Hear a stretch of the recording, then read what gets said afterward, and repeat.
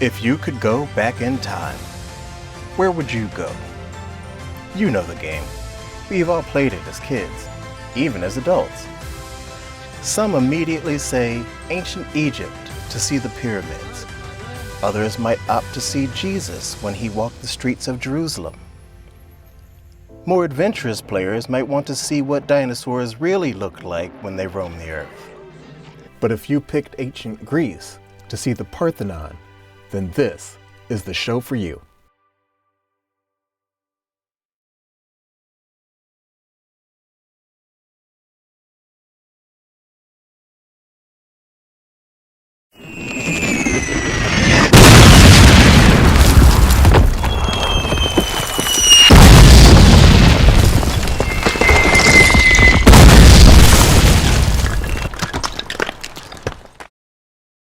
(1669). General Francesco Morosini was shamed by the loss of the Venetian colony of Crete to the Ottoman Empire. He attempted to take back a portion of Greece by leading a ragtag band of warriors and mercenaries. As the Acropolis is surrounded by Venetians, the Turks take shelter on the hill, believing that the Venetian forces would not dare attack the Parthenon due to its historic significance. They strategically hid their gunpowder inside, a decision that would prove very unwise. While it is unknown if General Morosini knew of the gunpowder stocks in the Parthenon, he did know that there was a concentration of Turk forces there, making the Parthenon a pivotal battle site. After 3 days of shelling, a mortar struck the Parthenon and detonated the gunpowder inside, bringing the structure to its knees.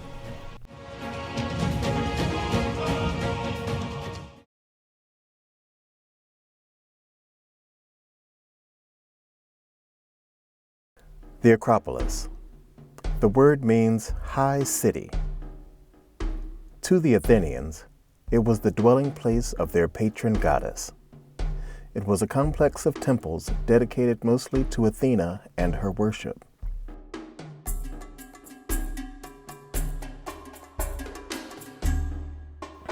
To access the Acropolis, one must first pass through the Propylaea, the main processional gate.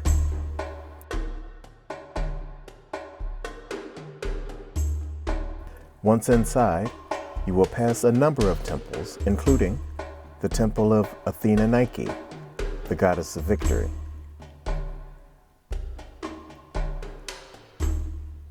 The Pinacoteca, the gallery of frescoes, as well as the sanctuary of Artemis Boronia, before standing face to face with the 9-meter bronze Athena Promachos, which means Athena who fights in the front line.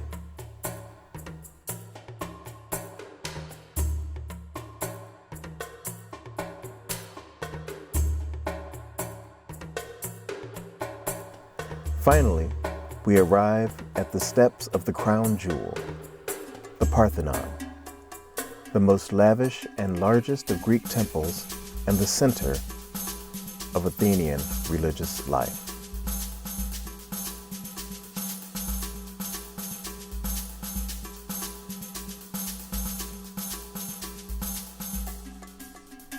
Built between 447 BCE and 432 BCE by order of the Greek statesman Pericles, the Parthenon that exists today has its own fascinating history. Pericles assigned the task of designing the Parthenon to architects Echinus and Callicrates, while Phidias was responsible for the art inside, including the legendary gold and ivory statue of Athena. The Parthenon suffered many calamities leading up to its current state of ruin. The first major blow to the temple was a fire in 267 CE due to arson. In the 6th century CE, during the Christian period, it was converted into a church, and many of the Parthenon sculptures were destroyed. In 1458, the temple turned church was once again reinvented, this time as a mosque with a minaret, when the city was surrendered to the Ottoman Empire. Before meeting its fate with General Francesco Morosini.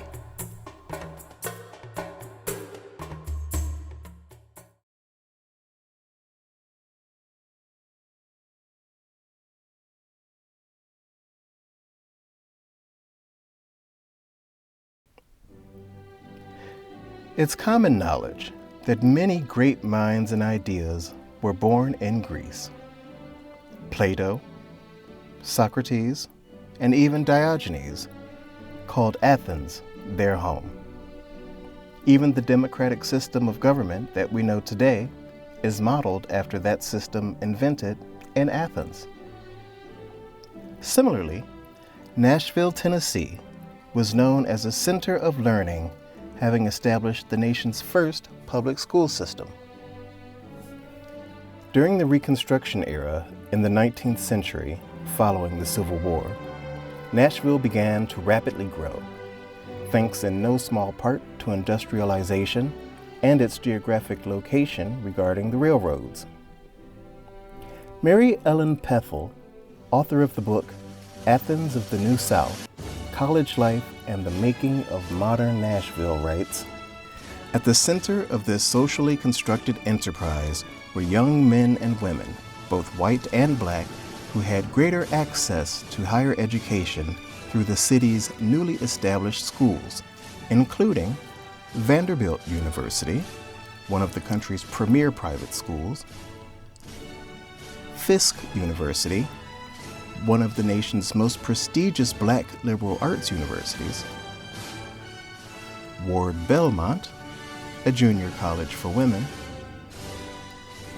David Lipscomb College, the Educational Center for the Church of Christ, Meharry Medical College, one of the country's few training centers for black medical professionals, and more. It is no wonder that Nashville came to be known as the Athens of the South, tying itself to Athena, the goddess of wisdom.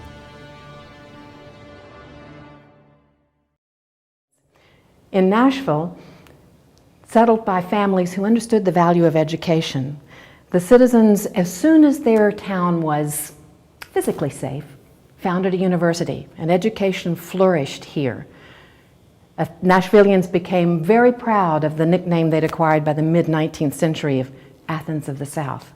And so it was entirely logical when the state of Tennessee decided to celebrate its 100th birthday of statehood with a big World's Fair type exposition that Nashville would offer to build the art building and would build it as a copy of the Parthenon to remind everyone that they were the Athens of the South. The Tennessee Centennial and International Exposition took place between May and October of 1897. The last decades of the 19th century and the first of the 20th saw many such expositions. All were vaguely neoclassical in architectural style, and the most influential of these expositions was the 1893 World's Columbian Exposition in Chicago. Although all these expositions favored the neoclassical style, Tennessee's Parthenon, the art building, was the only exact copy of a specific building from antiquity. Nearly 2 million people visited the fair from May to October, and that in an age when there were far fewer leisure hours and far less discretionary income for people. The Centennial Exposition offered many delights for the eyes, as well as thrill rides, but there was also music. Songs written explicitly for the occasion.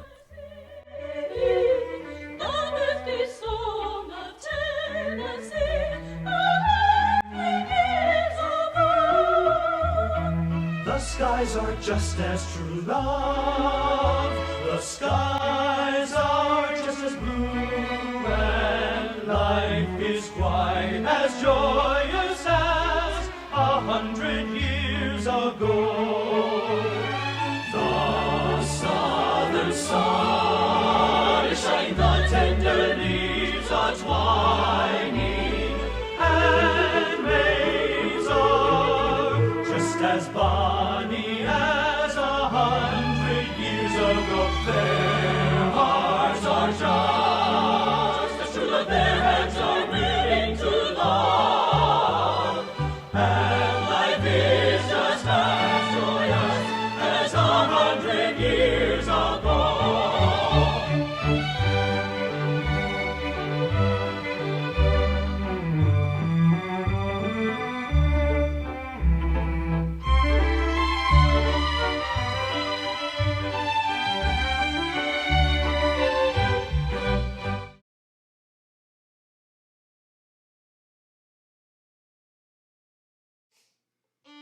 After the centennial celebration ended, all of the buildings were torn down, as they were only meant to last the 6 months of the exposition.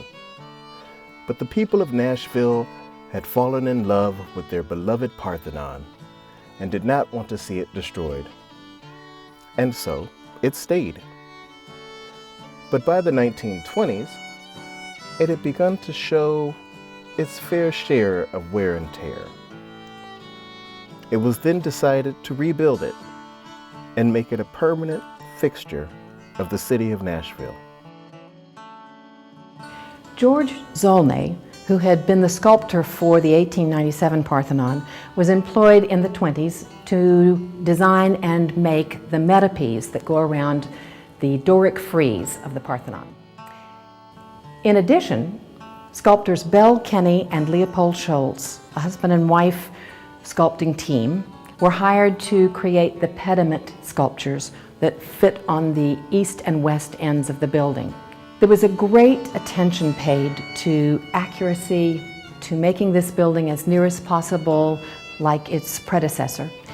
And so, in the interests of that accuracy, the city purchased from the Victoria and Albert Museum in London, England, a set of casts of the marble fragments that remain from the ancient Parthenon.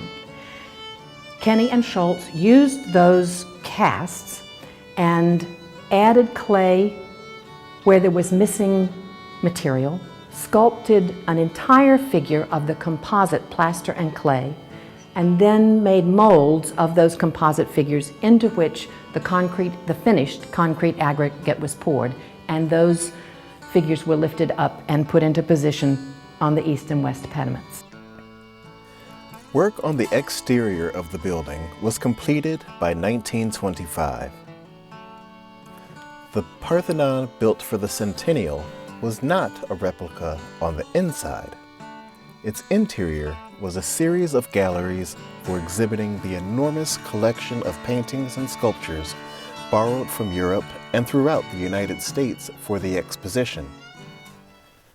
During the rebuilding, a man named James M. Cowan, an art collector who lived near Chicago but who had grown up in Middle Tennessee, heard about the rebuilding and offered to give part of his art collection to the city of Nashville to be housed at the Parthenon. He went through his art dealer in New York and had two conditions to his gift. First, there had to be a secure gallery inside the Parthenon for the collection, and second, he required to be anonymous until his death.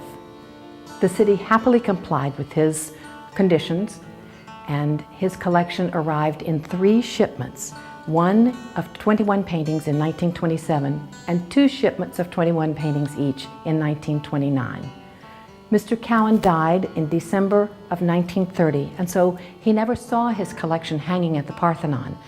But when he died, the collection was named for him and is on permanent exhibition. The permanent structure, however, was to be a complete replica and as accurate as scholarship would allow. When the doors were opened to the public, 2 major elements were still missing: the great statue of Athena in the naos and the Ionic frieze on the exterior. Donations for the Athena accumulated over the years, and in 1982, the Park Board commissioned Nashville sculptor Alan LeQuire to recreate the 42-foot statue for the interior.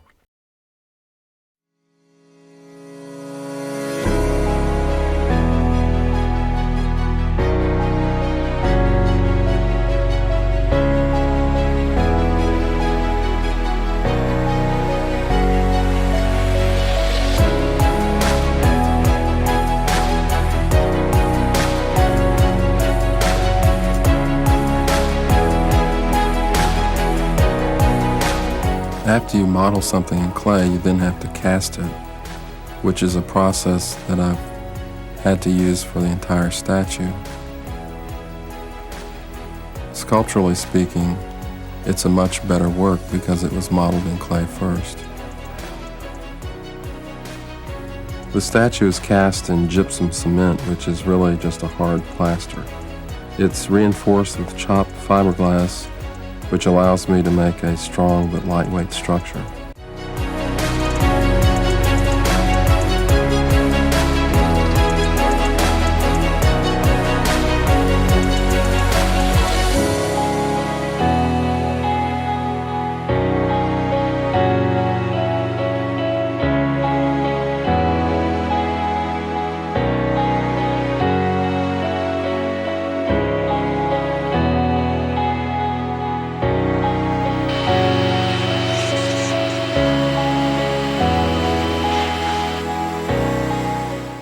To a large extent, the process became a big construction project.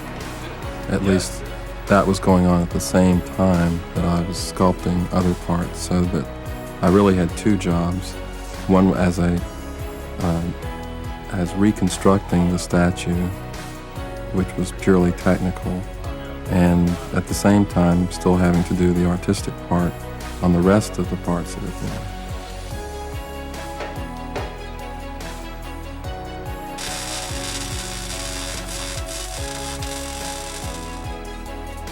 The sculptor of the original statue was Phidias, who also designed all the sculpture on the Parthenon. A lot of the decisions about details on the statue depend on your opinion of who Phidias was. Was he a great innovative sculptor or not? And I think he was. Before I got this commission, I hadn't done anything on this scale, although when I studied in Rome, I observed the construction of a 26-foot tall statue of the Virgin Mary for the island of Capri. Around the turn of the century in the United States, there were several sculptors who were working on this scale, and nothing on this scale has really been done since. It was exciting to me to rediscover simply the technical means to enlarge something to this scale.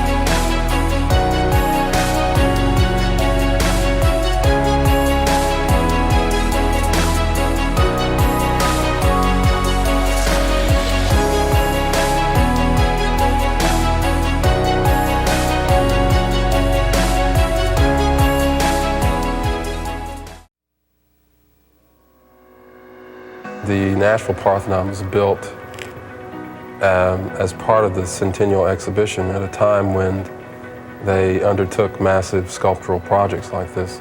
However, at that time, they thought they did not have enough evidence to provide an accurate version of the statue. So this project, which I will complete in the next 6 months, is basically the end of a project which began in 1897. The original statue was almost entirely covered in cast gold plates.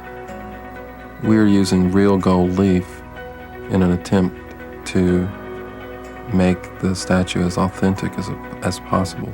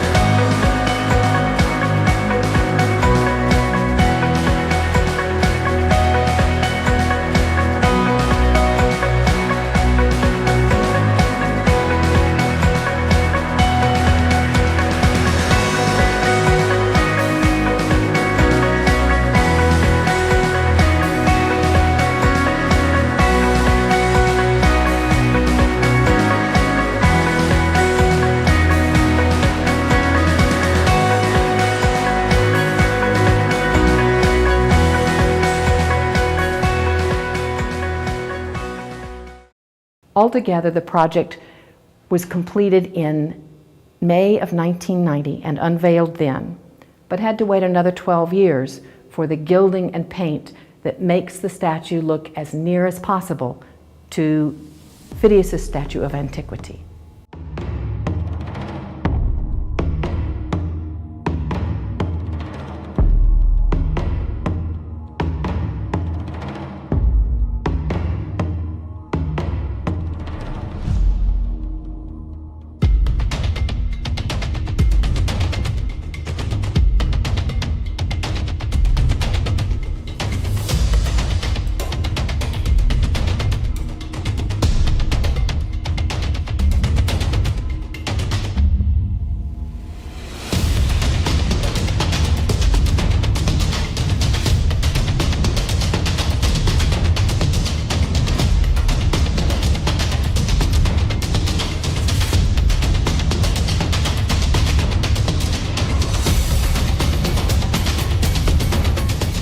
Holding in her hand another Nike, another Greek goddess. Yeah? Goddess of victory.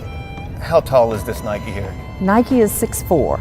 See, isn't that ridiculous? For perspective, just to realize how big this statue is, think that she's taller than any of us. Exactly. I could be standing up there in her hand and be shorter than what's up there. Yeah. So she's on a steel support system that goes all the way through her body, through this floor, through the gallery below where we were a few minutes ago, and into bedrock, so she's not going anywhere. Inside the Parthenon are many interesting things. Besides the Athena and the Art Museum, there is an entire museum dedicated to the 1897 Centennial Exposition. There are also the casts obtained during the reconstruction to recreate the pediment sculptures.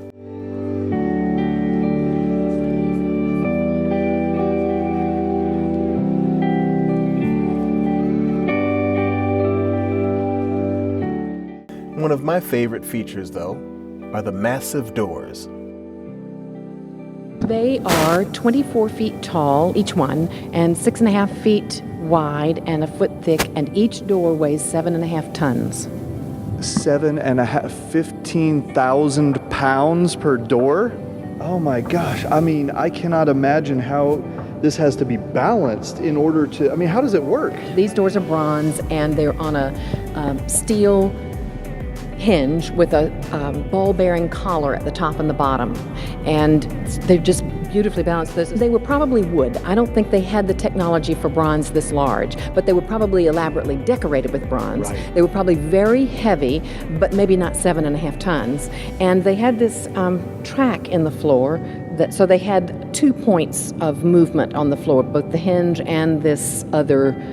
So they could put like a wheel under this or something, and it could roll along the track. That would take some of the weight off the hinges, which they couldn't really use quite a strong material for the hinges in. Very, very amazing. While perhaps not widely known outside of Tennessee, the Nashville Parthenon had an attendance record of 300,000 in 2019. And in 2010, it even made it to Hollywood, being featured in the film Percy Jackson and the Olympians, The Lightning Thief.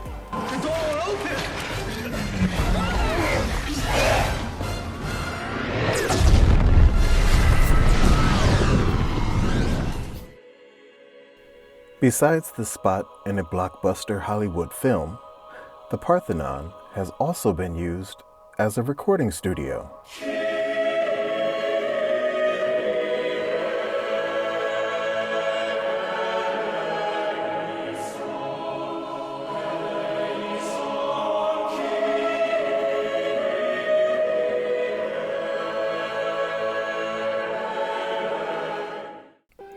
It was also the subject of a light mapping show, where lights were projected onto the pediment sculptures to show what the Parthenon may have looked like in its original bright colors. Aside from the Parthenon, there is not much left from the Centennial Exposition, except for the lagoon. People still stroll the grounds with their families and friends, but it's more parking lots and road than giant seesaws and plaster buildings. Nevertheless, the Parthenon has known a life worthy of any great hero's myth. From birth to near death several times over. From obscurity to wonder of human achievement. From ruin on one continent to reinvention on another. She has gone from a sacred place of worship to an awe-inspiring place of learning, overcoming adversity in ways that we should all aspire to. She is a hero in stone,